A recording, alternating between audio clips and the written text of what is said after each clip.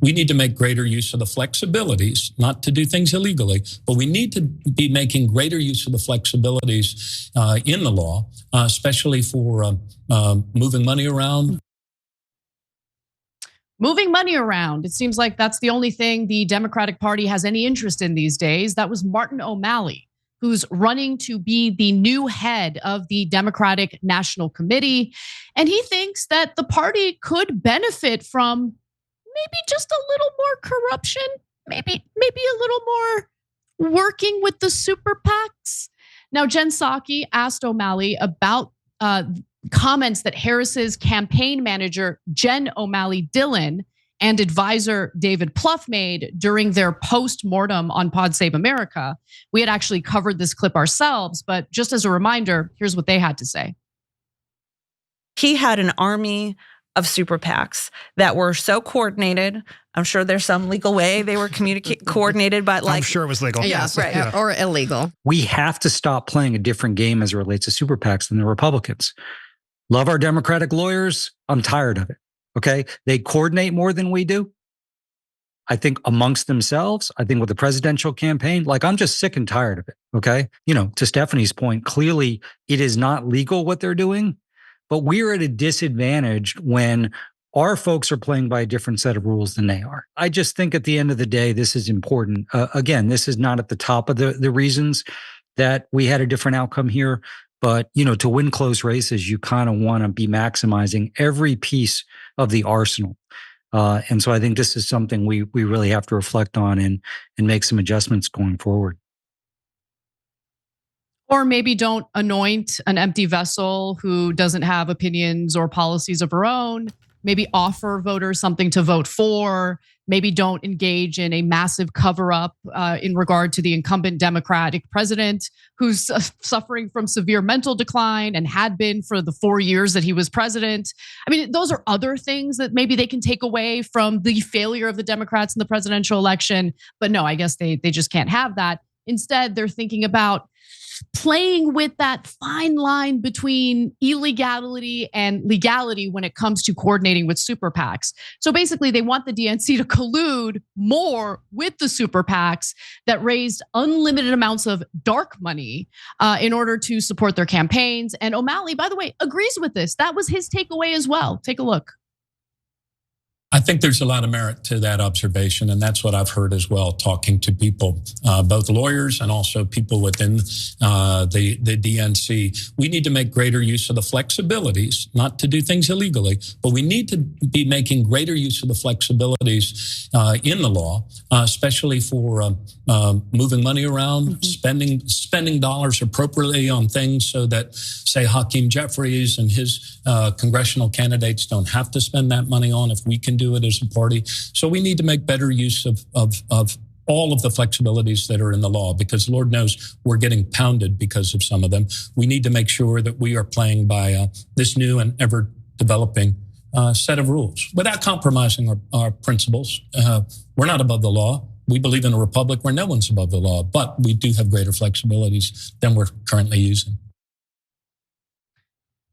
Yeah, I hate these people so much. So to be clear, let's actually get familiar with what the laws indicate. So federal law also prohibits super PACs, organizations that are allowed to raise unlimited amounts of money from corporations and individuals, from donating to candidates and their campaigns or coordinating with them. However, super PACs and outside groups have continually pushed the legal boundaries between coordinated and independent campaign spending. For example, many single candidate super PACs are run by the favored candidate's former campaign staff or political allies with intimate knowledge of the candidate's campaign strategy and needs. And that's the kind of stuff Martin O'Malley apparently wants to do more of. Really play with that legality line and test the boundaries when it comes to corruption. It's the big takeaway from the election. Cenk. Yeah, he said, well, sticking to our principles, to which I would ask. What principles? Exactly. What principles? No, I don't know what he means. What principles is he talking about? They love money in politics. They're saying, I want more money in politics, more corruption. So what principles are you talking about? So the Democratic Party, as it currently stands, is hopeless. So they lose an election because they're perceived as more of the establishment and the elites, and Donald Trump runs a populist campaign and wins all 7 swing states.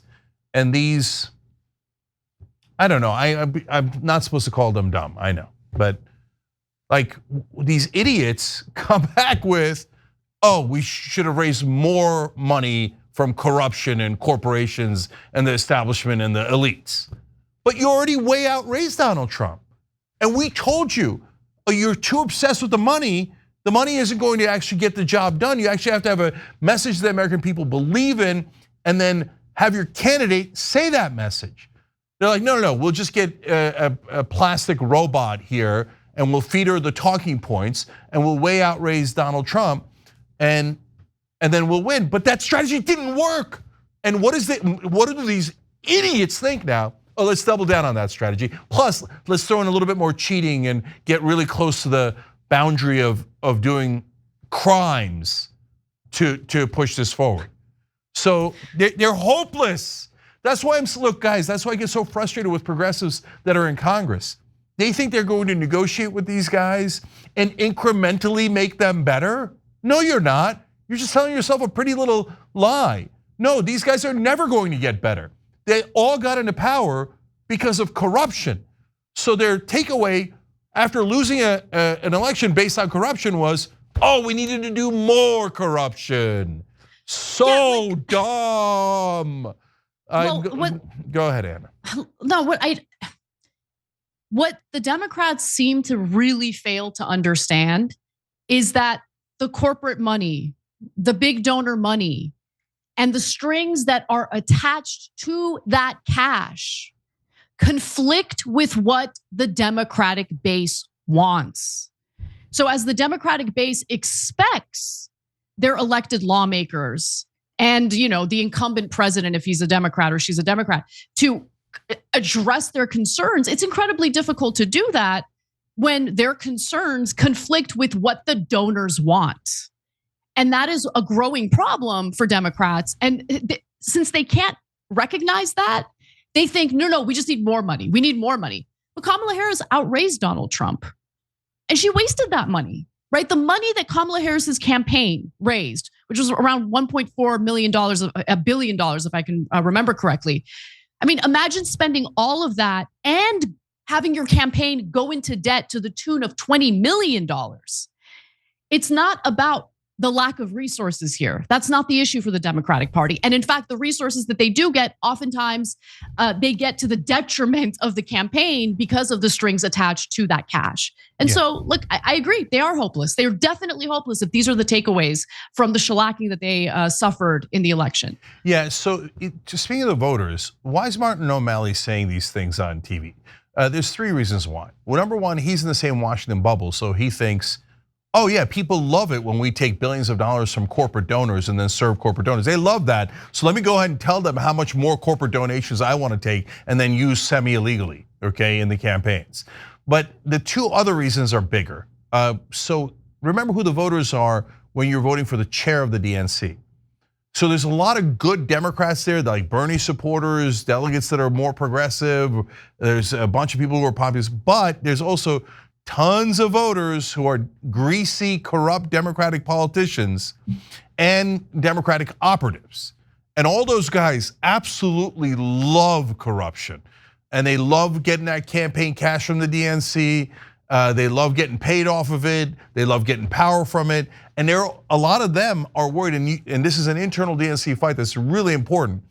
A lot of them are worried, oh my God, if they take super PAC money out of the primaries, all of us guys who are corrupt, which is 95% of the party, won't be able to win in primaries. We'll lose to progressives, populists, etc. So no. So that's why Martin O'Malley is saying to those Democratic politicians and operatives, don't worry, I'm pro-corruption. So he's appealing to those particular voters. And this 3rd thing that he's doing is, Rahm Emanuel was suggested by the Obama camp because the Obama camp is the establishment. So, I mean, money in politics, Obama loves it, Rahm Emanuel loves it, etc. So they wanted to put Rahm in, and again, it's the exact opposite of the lesson they should have learned from this election. So then but they worried that Rahm Emanuel is such a magnet for criticism because he's been so wildly, against the Bernie wing of the party and very loudly so and aggressively so. So Martin O'Malley's their backup option. So if Rahm Emanuel runs into too much problems, they go, oh, don't worry, we got another, hey, call in to the corrupt bullpen. Let's bring out Martin O'Malley. And if you're thinking, hey, wait, don't I remember Martin O'Malley from somewhere? Yeah, he was the other guy in the beginning of the 2016 primaries. And back then, mainstream media was saying, well, obviously Bernie Sanders is not relevant. Bernie Sanders, right? And they were like, but Martin O'Malley, maybe he could make a run on Hillary Clinton. Martin O'Malley, he's such an interesting corporate douche. He's so wonderful. And every time he'd go into debates and he'd roll up his sleeves, and we used to make fun of that.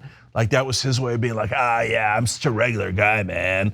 And of course, what did we say? We said Martin O'Malley's gonna get clowned and he's not gonna get any votes and Bernie Sanders is gonna rise. They thought we were wrong and they were right. And 8 years later, they've learned 0 lessons, none. So these are the people that are potentially in the race. Ben Wickler is being pushed by some progressives, but he's the one that kept people off the ballots in Wisconsin, and he did it because he got orders to.